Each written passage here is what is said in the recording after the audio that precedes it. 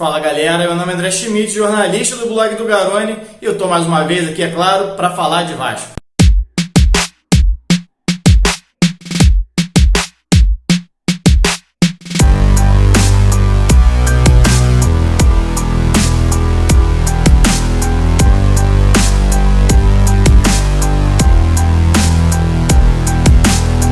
Mas afinal, passadas 30 rodadas do Campeonato Brasileiro, o Vasco ainda luta contra o rebaixamento? Bom, estou fazendo essa pergunta para você aqui, que eu tenho recebido constantemente mensagem lá no Twitter, até aqui no YouTube, no Facebook, falando que o Vasco precisa logo fazer 45 pontos para deixar de brigar contra o rebaixamento, para encerrar logo essa possibilidade de ser rebaixado. Bom, então eu resolvi fazer um vídeo aqui, já escrevi uma crônica recente para o Lance, está no jornal de hoje, inclusive, está lá no blog, não sei se já deu uma lida, mas eu vou deixar aqui na descrição para quem não leu também a matéria que eu falo exatamente sobre essa luta imaginária do Vasco contra o rebaixamento. Por que imaginária? Hoje a chance do Vasco ser rebaixado é inferior a 1%, segundo os matemáticos. Inclusive já tem as 2-3 rodadas que a chance do Vasco está ali em 1% arredondado, ou seja, muito pequena. Por que é muito pequena, mesmo o Vasco não tendo chegado aos 45 pontos ainda nesse Campeonato Brasileiro? Bom, 45 pontos é uma meta colocada no início do campeonato, geral para todas as equipes, não só para o Vasco, porque nunca caiu um time com 45 pontos. Ou seja, é uma zona de segurança, é onde você tem a certeza, independente de qual campeonato, a não ser que uma exceção, mas a média no campeonato até então, nesse formato, disputado desde 2006 com 20 equipes, em pontos corridos, que nenhum clube caiu com 45 pontos. É a sua garantia. Mas isso não quer dizer que em todo o campeonato a equipe tenha que fazer 45 pontos para não ser rebaixado. E principalmente que em 30 rodadas ela tenha que ter já essa pontuação. Nesse campeonato, por exemplo, dos 20 clubes que participam, apenas 8 já chegaram aos 45 pontos. Isso é importante, porque não é algo simples de se alcançar. Claro, quem está lá na ponta da tabela, está disputando o título, está disputando o G4, já ultrapassou essa marca. Mas é comum os times que vão ficar no meio de tabela chegarem na competição, igual o Vasco está hoje, com 39 pontos. Inclusive, a gente fala muito em 45 pontos, falei aqui que nem sempre isso acontece. No ano passado, por exemplo, o Vasco se salvou com 43 e nessa altura do campeonato, com 30 rodadas, o 17º colocado, que hoje é o Fluminense, com 31 pontos, na época era o Vitória, com 33. Ou seja, no ano passado, mesmo não precisando fazer os 45, o Vasco já permaneceu na Série A e a linha de corte nessa altura do campeonato estava mais alta. O Vitória tinha 2 pontos a mais e mesmo assim o Vasco precisou de 2 pontos a menos que os 45. Isso quer dizer que em 2019 é bem provável que essa linha de corte seja ainda mais baixa que os 43. Fique próximo aí de 40, 41 pontos. Ah, Garone, então quer dizer que o Vasco só precisa de 41 pontos para se salvar? Não. A questão é que o Vasco, com 8 rodadas ainda pela frente, dificilmente não vai ultrapassar não só a casa dos 41, 42, mas como também dos 45. Só a gente lembrar aqui, qual foi o pior momento do Vasco no Campeonato Brasileiro? O início, certo? As 8 primeiras rodadas do campeonato foram muito ruins para o Vasco. O Vasco estava em troca de treinador, começou com um técnico interino, um elenco com mais de 40 jogadores, saída de Maxi Lopes, ou seja, vários problemas ali para o Vasco, tinha acabado de perder título para o Flamengo, isso pesa muito no ano do Vasco.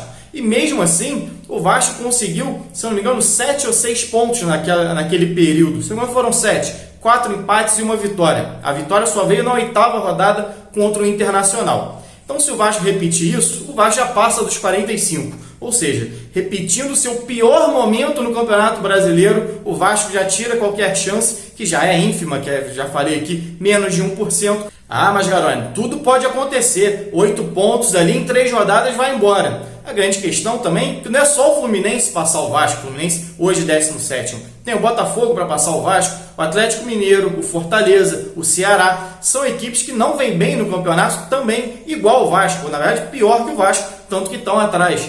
A chance de 4, 5 times tirar essa diferença para o Vasco num período de 8 jogos é muito pequena. Por mais que o Vasco oscile, por mais que a torcida não tenha aquela confiança na equipe, O Vasco fez ali uma sequência de 4 jogos com vitória, agora já emplaca 2 sem vitória, então tira um pouco do ímpeto do torcedor, mas a verdade é que mesmo no pior momento do time, o Vasco conseguiu fazer seus 7, 8 pontos ali, 6, 7 pontos, a média de basicamente 1 ponto por rodada. Desde a chegada do Luxemburgo, na verdade, o aproveitamento é maior, próximo dos 50%. Dispensando que faltam 8 jogos, são 24 pontos em disputa, com 50% ou algo próximo, o Vasco vai fazer pelo menos aí mais 11, 12 pontos.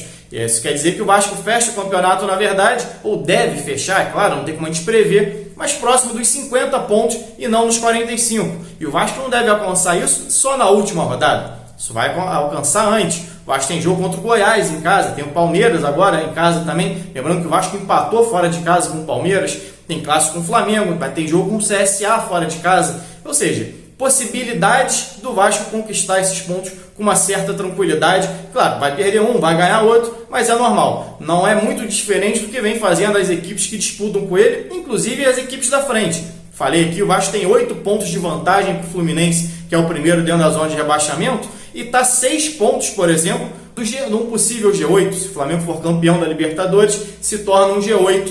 Já tem o Atlético Paranaense que está nas cabeças, Atlético campeão da Copa do Brasil, não precisa da vaga pelo Brasileiro, então esse G6 hoje já é G7 e pode virar G8. Então a distância é muito mais curta para a Libertadores, que eu acho que não vai ser o caso do Vasco brigar, perdeu a chance exatamente nos jogos contra Grêmio e Fluminense, Grêmio por ser um adversário direto e Fluminense um clássico que normalmente o Vasco consegue pontuar bem, mas ainda assim está mais próximo desse G8 do que do Z4.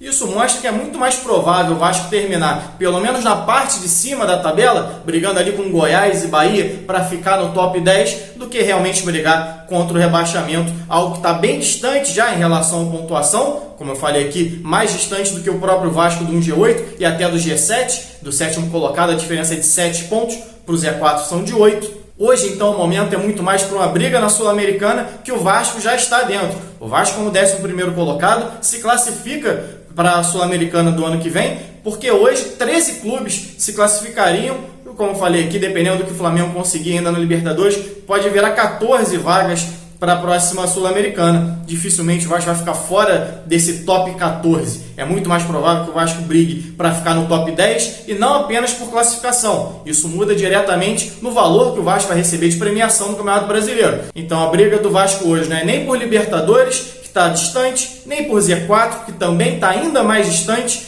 e talvez não é nem pela Sul-Americana, que está praticamente consolidado. A briga hoje do Vasco é por conseguir uma premiação maior para ter 2020 um pouco mais tranquilo, para chegar no fim do ano com os salários quitados. Esse é o grande desafio do Vasco para fechar o ano e começar 2020 com um planejamento melhor do que foi esse 2019, que começou muito errado, com excesso de contratações, a manutenção do próprio Alberto Valentim, que depois saiu do Vasco, não foi bem no Avaí, não está bem no Botafogo e que não vinha bem no Vasco. Já mostrei números aqui em outros momentos, outros vídeos. O desempenho do Valentim, por exemplo, foi de 30%, ou próximo 32%, 33% no Brasileiro do ano passado pelo Vasco, e do Luxemburgo hoje beira os 50%. Mesmo com todas essas oscilações do time no campeonato, partidas que poderia ter vencido e deixou de vencer, e mesmo assim o Vasco também ganhou alguns jogos que não se imaginava que ganhasse, por exemplo, do Internacional lá no Sul. Então o Vasco tem essas oscilações naturais,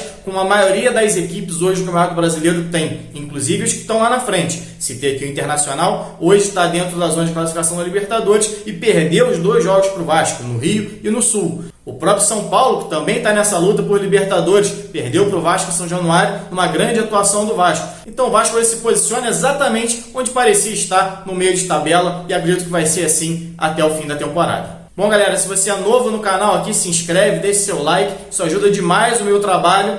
Saudações e até a próxima!